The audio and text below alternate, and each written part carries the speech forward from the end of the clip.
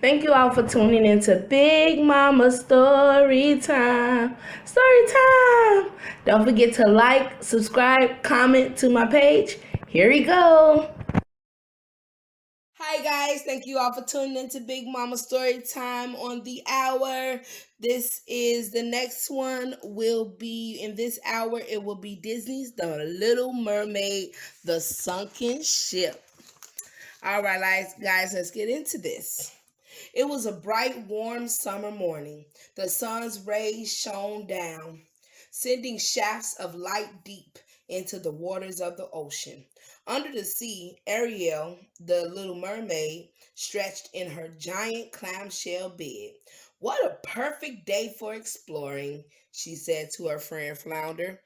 Ariel loved to explore the dark caves and brightly covered coral reefs in the ocean. She had found some wonderful things there, but most of Ariel's true treasures came from sunken ships. The ships were filled with trinkets from the human world, a world that Ariel longed to be a part of. Ariel, called Flounder, flapping his fins as fast as he could. Wait for me! Ariel glanced back at her friend. Come on, Slowpoke, she said, teasing him. We have to find more shells for Alana's present. Ariel was making a special gift for her sister's birthday, a beautiful shell necklace. Just then, Ariel spotted a row of glittering shells. She picked them up, one by one, until she stopped right at the mouth of a sunken ship. Wow, said Ariel. Let's go inside. Maybe we'll find lots of treasures. Or we could just look outside, Flounder offered. He was afraid of sunken ships. I don't blame you, Flounder. But it was too late. Ariel had already disappeared inside. Flounder hurried to catch up with her. The ship was dark and eerie, silent. There's something spooky about this ship, Flounder stuttered. Oh, don't be such a guppy, Ariel said with a laugh. I just know I'm going to find something special today.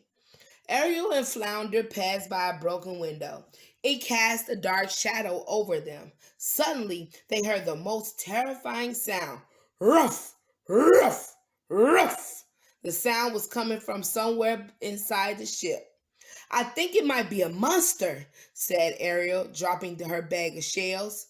Let's get out of here, cried Flounder. For once, Ariel wasn't about to argue. She grabbed Flounder and they started to make their way out. Just as they reached the entrance of the ship, they swam right into Sebastian the crab.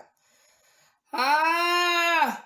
Ariel and Flounder both screamed. They hadn't expected to see Sebastian, but he had followed them to the ship. Ariel's father, King Triton, had ordered Sebastian to keep an eye on his daughter, and that's exactly what he was doing. Ariel began to tell Sebastian all about the noise that she had heard. Don't be silly, Ariel, Sebastian said. You're making a big deal out of nothing again. Suddenly they heard the noise once more. Ruff!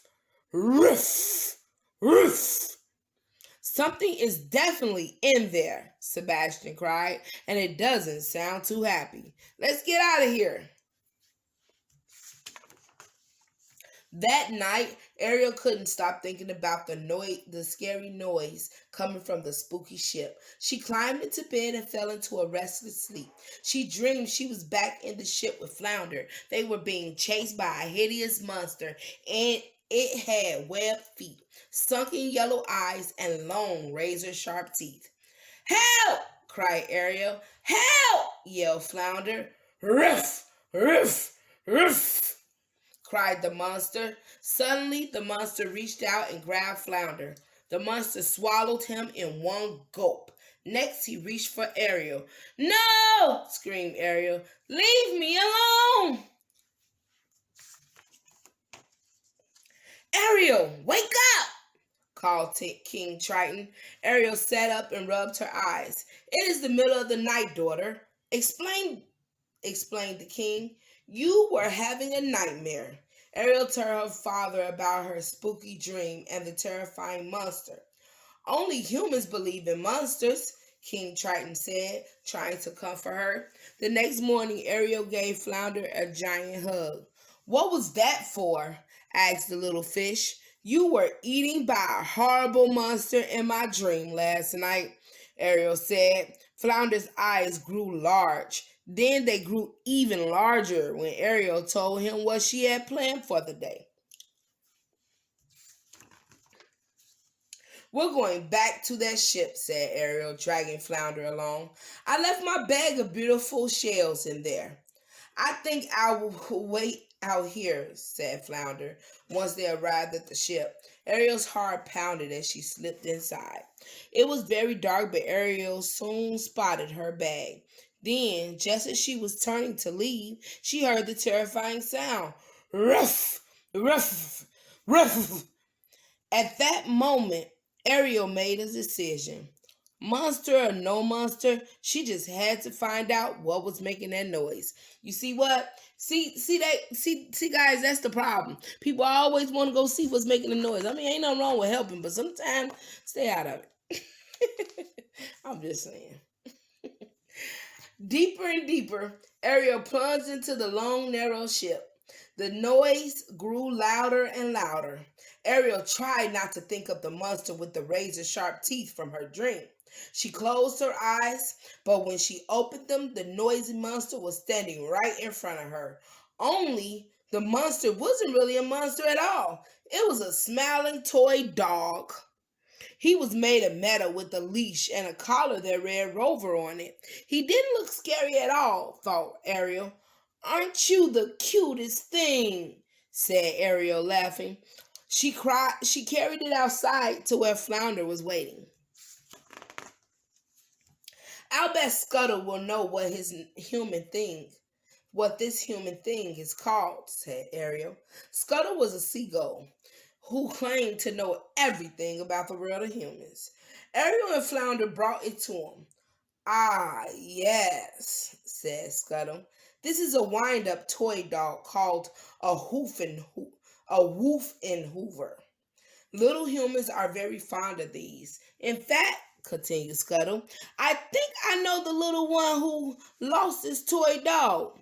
She was crying on the beach the other day. It seems the toy dog got swept away by the waves. It must have ended up in the sunken ship.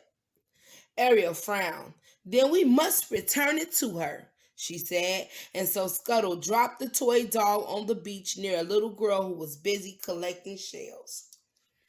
Oh, that's sweet. Rover! Cried the little girl, hugging the dog to her chest. She twirled around in a circle, smiling at the toy. Ariel's heart melted as she watched the happy reunion. She would never forget her adventure in the spooky ship and the special treasure she had discovered. And now Ariel headed home so she could finally finish the necklace for her sister's birthday. All right, guys, that is the end of The Little Mermaid. Let's see what that was again. The Sunken Ship. All right, guys, come back within an hour. There should be another one out, and I will be doing Disney's Beauty and the Beast, The Haunted Castle. All right, guys, thank you all for tuning in. Bye.